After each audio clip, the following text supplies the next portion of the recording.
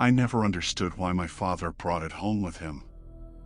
I was entering college at the time, and the week before I departed on my 7-hour car ride to Maine, my dad went on a hiking trip to one of our state parks.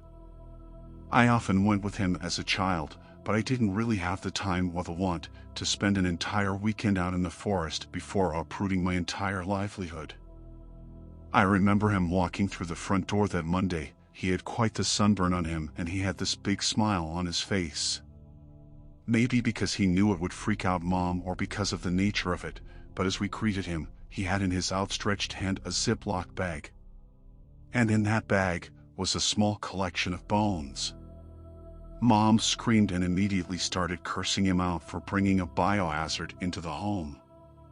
He winked at me as he tried to calm Mom down and asked me, "Know what this is, son?"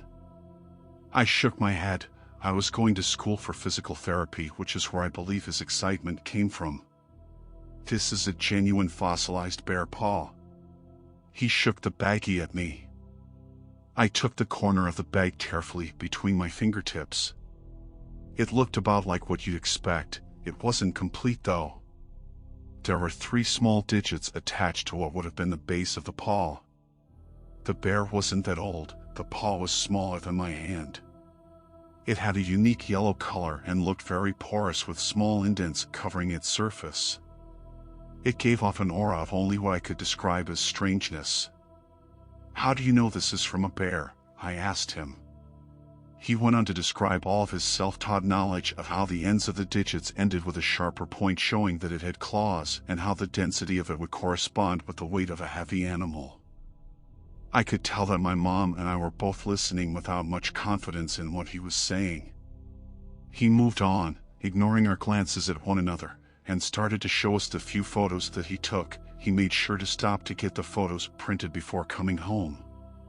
He showed us the waterfall where he found the paw in the first place, and the campsite he made for himself. Soon after some more rambling, that was the end of it. We moved on, and he placed the paw in his office, keeping it hidden in his trunk until he could get a display for it. My mother, father, and brother all tried to enjoy the last few days that I would be home. There was a sadness in the air that loomed over our heads with each passing day, but even still, that was the greatest week of my life with my family. I'd do anything to go back to that week, to stop my father from ever going out in the first place. I drove off to Maine a week later with a tearful goodbye from all of them. I was excited. There was my whole future ahead of me at that very moment. I didn't know it would come tumbling down. A few months later, I received a call from my dad around 2:30 in the morning. I jolted awake at the sound of my ringtone going off. I lived in a solo room, so I didn't have to worry about waking up a roommate. My brother was in the hospital. They weren't sure if he was going to make it. Immediately, I grabbed my things and jumped in my car right away.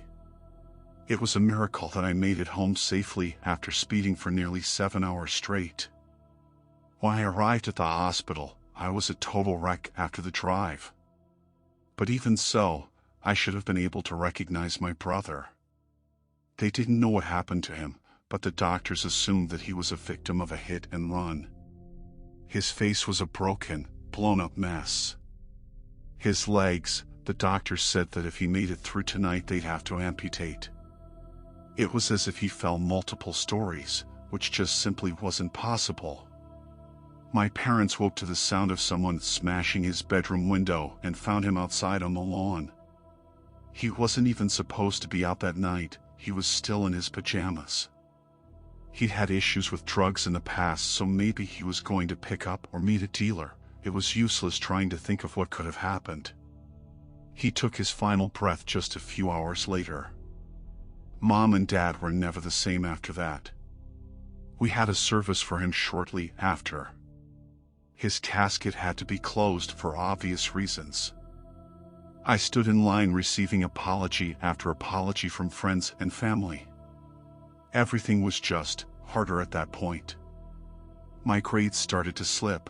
I became reclusive, staying in my dorm room and sleeping the days away. I wasn't sure if I would be able to complete college. Mom stopped working and, well, Dad was Dad. He kept trying to move on, but what do you do when your wife is stuck living in grief? I was able to finish my first year by nothing but sheer willpower. I was looking forward to being home for the summer. But any hope that came with that thought quickly dashed away. Home was different. It was quiet. Having one less person in the house made things all too bare. Now, we didn't have the biggest house. But Mom was holed up in her room every day. Dad was either out at work or out doing whatever hobby he picked up that week. I was upset at him for just giving up on Mom the way he did, but after a few weeks of being home, I couldn't entirely blame him. The heart of our family seemed to disappear just like the person who took my brother's life. We stopped expecting to find any answers and could only try and deal with the pieces that were left behind. Then the nightmares came. They were simple at first. I could smell the trees around me and could remember vague flashes of my surroundings. I didn't lose much sleep until they started to take on more of a shape. I'd wake up to my heart thundering in my chest and sweat would soak through my clothes enough for my sheets to be wet. I couldn't tell if I was screaming in my dream or the real world. I would wake up feeling pinned to the bed, unable to do anything. There was this immense pressure bearing down on me. Even breathing became difficult. It was like I was drowning. I didn't tell my family about it. My mom would ignore me, and my dad, well, a camping trip won't solve anything. I dropped out of school before my second year even started. I couldn't commit to living hours away, and my dad clearly needed help paying for bills. Mom was slowly starving away, spending her days in the bedroom staring out the window. I tried to convince Dad to call someone or do something, but he had his own issues. More often than not, he would be out somewhere. He'd say he was camping, yet each time I looked in the garage, the tent and all of our camping equipment were still there. I started to assume he had a mistress, or I don't know. A child shouldn't be seeing his father in this way. Things only got worse that summer. Mom went missing. I called the cops and told them how she barely left her room. She didn't have friends. The police weren't impressed by the state of the house. I was busy working 5 days a week, and on the days I was home, well, needless to say, I didn't have the energy or the want to take care of my parents' house. It had been a year since I dropped out, and I grew numb to the lack of parental care. The police took me in to get some information about Mom, and it was easy to tell they didn't trust what I was telling them. I'd be lucky to get 4 hours of sleep a night. I could barely recognize myself. My face was gaunt and sunken in. I felt and looked like a walking skeleton. My father and I were their only suspects, and I couldn't even blame them. My family was a mess, and everything I told them just made it worse. I was honestly relieved to have spent the night in the station. I wasn't under arrest, so one of the officers let me lay down on a couch in the back room for the night. It was the best rest I've gotten all year. No nightmares of the forest or drowning. Just a stark blackness that lasted until I was woken up by someone shaking my shoulder. They found Mom and took her to the hospital. For some godforsaken reason, she was nearly 15 miles from home and was found face down in a lake. I was driven over there, but by the time I arrived, I'm sure she had nothing to say to me anyway. I can't remember the events that unfolded afterward. I was in shock. All I wanted to do was stop existing. Dad was still nowhere to be found, and now the police were looking for him. I didn't know what else to live for now. I've been busting my ass to keep a roof over our heads. I gave up my dreams, my future. All for what? To be left with my dead mother's medical bills? I was lucky that some distant cousin was willing to take care of the funeral for me, but I was broken. When I went home, it was early in the morning. The sun was just barely rising. I stood at the front door for God knows how long. My mind was blank, my stomach was aching from the lack of food, and my dry heaving. For a second, I almost expected my brother to be there. I finally stepped foot into the house and truly saw the state of ruin it was in. Trash was littered everywhere, cobwebs were in every corner. It was a crypt for my family and I was the only one standing in it. I could hardly leave the living room, but I looked in all the rooms. I didn't have the heart to witness the downfall of my family or my life. My feet eventually led me to the last room of the house, my dad's office. The double doors were still closed from the last time he was in there, which was, I don't know how many months now. The golden handles glinted in what light seeped through the curtains in the hallway. It was like staring at the sun. I felt like I couldn't open the door, but before I could second-guess myself, I quickly pushed the handles and the doors opened. They slammed open and bounced back against the wall.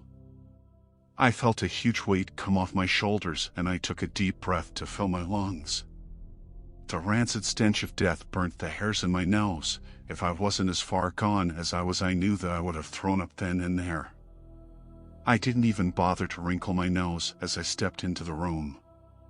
There was a fine layer of dust on everything, but besides that, it was the cleanest room in the house. I assumed that a raccoon or something must have died in the walls or attic. Despite the smell, everything was as I remembered. As I threaded through the room, the smell only got worse. I did my best to follow the scent, as awful as it was. I walked behind my father's desk where it immediately became worse. It didn't seem to be coming from the ceiling. I got on my knees, thinking it was coming from the floorboards. It was coming from behind me. I turned around to face the trunk that belonged to my dad. I won't lie to you, I was freaked out. I didn't know what he could have put in there. There wasn't a lock on it, just a simple latch. I reached over and flicked it open. The smell stopped at once. There didn't seem to be anything special on the surface layer. There were some old books and photo albums from when I was younger. I took a moment to pick one up and flip through it. It wasn't long before I regretted that decision. There was a photo from 2010 during Christmas and all of us were there smiling into the camera. My brother looked so young, and Mom was gussied up despite it being around 8 in the morning. I closed the album as a tear dropped down onto the page. I shuffled through the trunk more, finding old bills, birth certificates, and passports. Then I stumbled across a Ziploc bag, one that was all but forgotten from my memory. I picked it up and stared long and hard at what rested inside. The bear paw that my father brought home with him before I went to college. It didn't look like it aged a day. The bone fragments were still together. There was a sudden rush of wind, carrying the scent of rain with it. I had no clue where it could be coming from. The windows were closed. Trees creaked loudly against the brute force. My hair was whipping all around like I was caught in the middle of a tornado. A sharp ringing deafened me. I dropped the paw to the ground and covered my ears, but that didn't do anything. I collapsed to the floor, waiting for this horrid event to end, closing my eyes like that would hide me from what was happening. As suddenly as it started, it stopped. Picture frames fell to the floor and the stuff that covered the desk dropped around me. I slowly opened my eyes, afraid of what I'd see. To my luck, there was nothing. Then I turned around and for the briefest second, there was someone standing over me. As soon as I blinked, the bones dropped in front of me and the figure was gone. The rotten stench of decay returned once again. I picked up the bones. The baggie they were in was gone, and as I held them they seemed to be holding on. I rushed out of the office and ran straight to the garage. I grabbed my dad's hiking bag and started to fill it with stuff I would need for my journey: a flashlight, plenty of spare batteries, food, and drink. I felt like I knew exactly what I had to do. I wrapped the hand, in a handkerchief and stowed it away in the bag. I held my breath as I stepped into the house one last time and went to the living room where my dad had hung up the photos he took that day. I nicked a photo of the waterfall and rushed back outside. I couldn't stand to be in that place any longer. The drive to the state park was only about an hour, but it seemed to pass in mere moments. I haven't been here since elementary school, but everything looked exactly as I remembered. The waterfall would be a good 10 miles from where I parked, so I got walking. I was hoping that I'd make it there before nightfall. It was still before noon, so there was a chance. As I walked, I didn't see any other signs of life. There were no other hikers, even the birds were silent. It would have been peaceful if it weren't for the increasing weight in my bag. Each mile I walked, it seemed to get heavier. My breaks kept happening more frequently the longer I walked. I've been sick and tired long enough, so I forced myself to push through. I'd be lucky to make it to the waterfall before dark. With about 2 miles left, I could hear the falls in the distance. It was a constant rush of noise, one that haunted my dreams for months on end. My clothes were soaked with sweat and my legs were absolutely killing me. I was never one to believe in magic or the supernatural. Hell, maybe this was just a coincidence, but in my heart, I knew that my brother's death, my mom, my father's waning psyche, all of it had to be connected to the day he took the hand from its resting place. When I finally arrived at the falls, the sun was fading fast. I gratefully dropped my bag to the earth and pulled out the hand and the photo my father had taken. I was certainly in the right place, but the falls were big. The waterfall itself was over 100 feet tall, and the pool that the water poured into was deep and stretched wide. When Dad came, there must have been a drought because the water was much deeper than the photo showed. And a hell of a lot colder than I could imagine. I placed the photo back in my bag and pulled out my flashlight. I didn't think I could let go of the hand if I wanted. Even with only 3 fingers, it was holding on tight enough to leave a bruise, I was sure. I clicked the light on and aimlessly thought of where I should begin. I couldn't go diving. Not only did I not have any equipment, but the strong currents would pull me under, and I didn't plan on joining the poor soul to whom I was connected. I started by walking to the base of the falls, looking straight up at the white current as it pummeled against rock and misted the air. I was shivering soon enough. I looked up and down the rock face, searching for any sign of, I didn't know what. I did my best to think about where Dad would have found wherever the remains came from. I knew that there was more to this, why this curse was on my family. In the heart of this forest, all I could hear was the rush of water. I paused on the embankment that I was on, staring at the pool in front of me.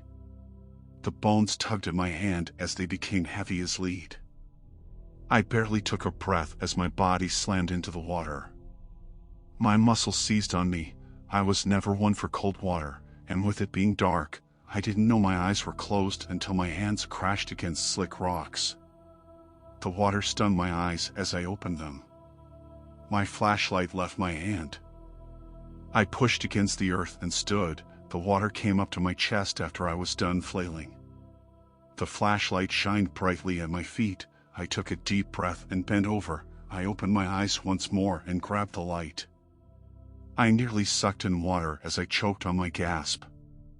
Even with the water blurring my vision, I knew exactly what I saw. Hidden away from the sky above, I saw the hand, and with it a vague illusion like it was reaching out for me.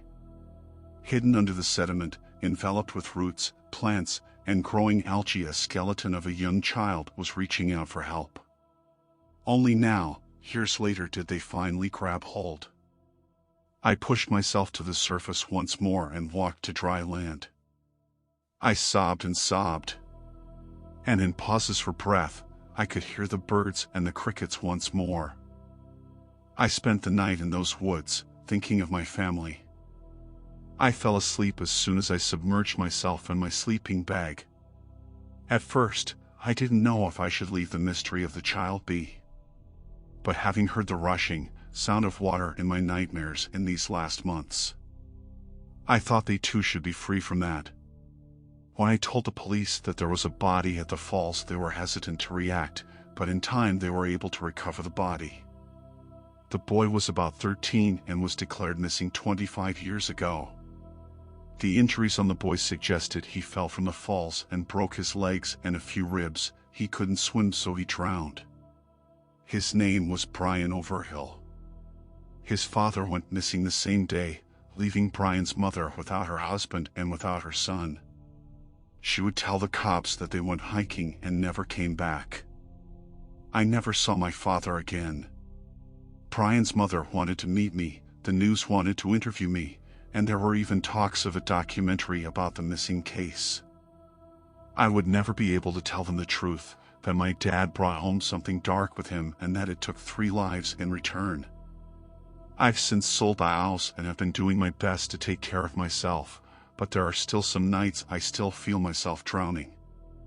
I don't think that'll ever leave me. But for now, I try my best to keep my head above the water.